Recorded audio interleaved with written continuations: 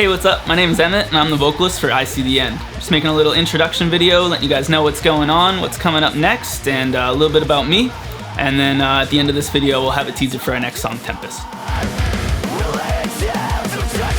So I ended up joining in 2018. Leon had some demos out. He made some posts on the Joey Sturgis Tone forum looking for vocals. So I recorded some vocals and sent it to him.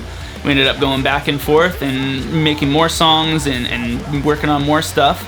And then we were ready to release stuff, and we were looking for band names and weren't really sure, and Leon came to us and kind of said, hey, me and Ben used to be in I See the End, and it'd be a really good idea to revive that and kind of do a rebranding of it with new face and new flavor, and yeah, that's what we're doing. So the plan right now with shows and I See the End is not in our near future. We really want to focus on getting content out, getting songs out, getting that all nice and comfy, and then maybe in the future we'll look at doing some shows. We just have the obvious logistical issue of me being in Canada and the rest of the boys being in Australia. So that's something we really just want to lock in the content cycle right now, and then we'll look at shows. So the recording process for us, because we're in 2 different countries, so what happens is Leon ends up writing a demo, he does drums on it, he does all the synths, he does all it, and sends it out to me. I'll end up doing vocals for it or giving some input. Maybe I want to change structure a little bit and do my thing on it.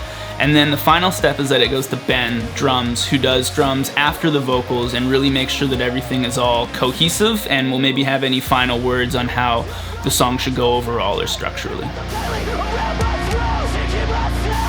Yeah, so I started getting into music, and especially metal, a lot when I was in high school.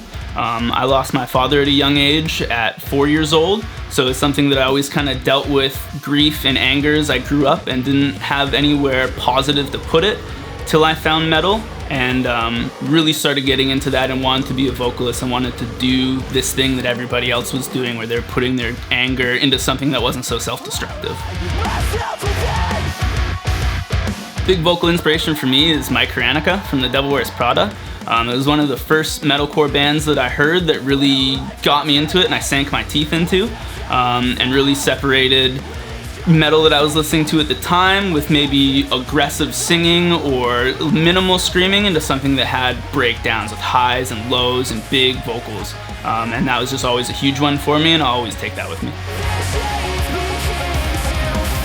Lyrical Direction for me is very journalistic. It's very me talking about how I feel and my grief and getting things off my chest, and using it in a way that kind of feels healthy to me. And with Grayscale, I really wanted to use the metaphor of color blindness and color draining out and kind of go into black and white when regarding grief and anguish, so I really harped on that metaphor in that song. Number one's got to be Counterparts. They've always been a really big one for me. They've kind of pulled me into the hardcore direction where I was really focused on metalcore when I got into them, and that opened up a whole new umbrella of things that I really love now. Next one's got to be Protest the Hero. They've always been a huge one for me. Really huge, amazing guitar parts, awesome singing, just one of those Canadian bands that it's just such a huge staple in prog. Third one for me is Fallen Archaea.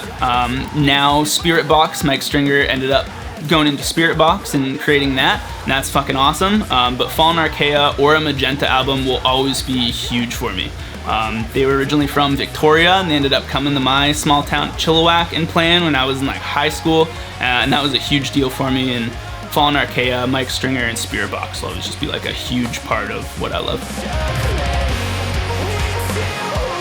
Next up down the line, we got our next single, Tempest, coming out. We've got all our content and stuff getting going for that right now. We're hoping to have it out in the next month or so. At the time of this video coming out, it should be pretty damn close. We've got some merch going. I've got the merch at my house. We're figuring out online sale and whatnot right now, but if you want one, you can send me a message and we can figure something out right now. I have them all. I'm ready to give them out. But online store should be coming up pretty soon once we figure out some logistical things.